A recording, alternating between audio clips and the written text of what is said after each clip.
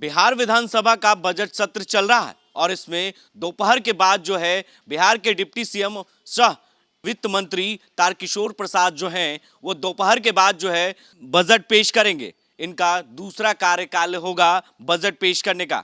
2021 और 22 का जो बजट हुआ है उसके बाद जो कार्यकाल रही है वो तमाम चीजें जानकारी वित्त मंत्री तारकिशोर प्रसाद देंगे। वहीं 2022 और 23 का जो है वो बजट भी पेश करेंगे। ये बजट जो है बिहार वासियों के लिए कितना फायदा होगा, बेरोजगारों के लिए रोजगार के लिए कितना फायदा होगा, जिसकी जानकारी जो है सीधे तौर पर हमला करते हुए राजद के प्रवक्ता भाई वीरेंद्र ने दिया है।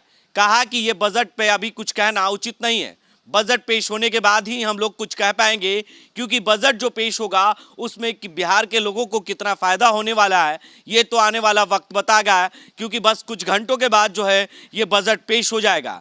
वहीं उन्होंने कहा कि बजट जो है खास तौर पर बेरोजगारी को लेकर और महंगाई को लेकर कितना कारगर होगा ये तो वक्त बता देगा, लेकिन जैसे ही बजट पर अभी कुछ कहना उचित नहीं होगा, क्योंकि बजट पेश होने के बाद जो है क्या दिया गया है बिहार वासियों के लिए ये तो जो है बजट पेश होने के बाद ही कुछ हम लोग कह पाएंगे। क्या कुछ कहा है भाई वीरेंद्र राजद के विधायक, जरा उनकी बातों को गौर से सुनिए, क्या कुछ कह रहे हैं बजट पे। देखिए, बजट आने दीजिए, बजट का आकार कैसा होता है, जनता के हित में कौन सा बजट है, बेरोजगारों को रोजगार देने के मामले में कौन सा बजट है, महंगाई पर क्या इनका फोकस है, ये सब आने के बाद ही कुछ बजट पर बोलना हमारे ज़्यादा अच्छा रहेगा।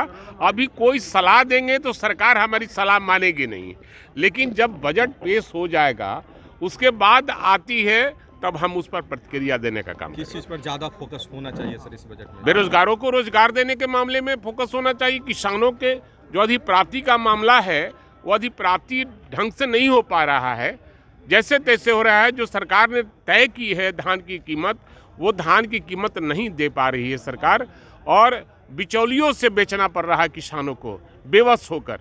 इसलिए इस पर फोकस बेरोजगारों को रोजगार, शिक्षा, स्वास्थ्य और किसानों के मामले पर फोकस होना चाहिए। अगर इस पर सरकार फोकस नहीं करती है तो निश्चित रूप से हम लोग इसका विरोध करने का काम करेंगे। 19 लाख रोजगार का जो दावा था अगर वैसा नहीं हो पाता है तो क्या आपका विरोध होगा?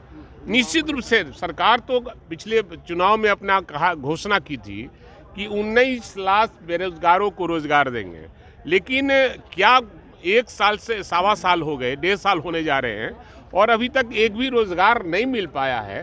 तो बेरोजगारों का अगर रोजगार का सृजन नहीं करती है सरकार, नहीं देती है, तो निश्चित रूप से जोरदार ढंग से विपक्ष आदरणीय तेजस्वी यादव के नेतृत्व में हम लोग करने का काम करेंगे। तो आपने साफ तौर से सुना, उन्होंने कहा कि बजट पर अभी कुछ कहना उचित नहीं है हमारे लिए, बजट पेश होने के बाद जो है हम लोग कुछ कह पाएंगे, लेकिन बजट पर उम्मीद लगाकर बैठे लोगों को ये उम्मीद जो रोजगार देने की बात सरकार ने कही है 19 लाख, उसमें ये कितना रोजगार मिलेगा, महंगाई पर कितना असर पड़ेगा, इसको लेकर भी देखना होगा, क्योंकि महंगाई सबसे बड़ा मुद्दा है। और ये तमाम चीज़ें की जानकारी भाई वीरेंद्र राजद के विधायक ने दिया है।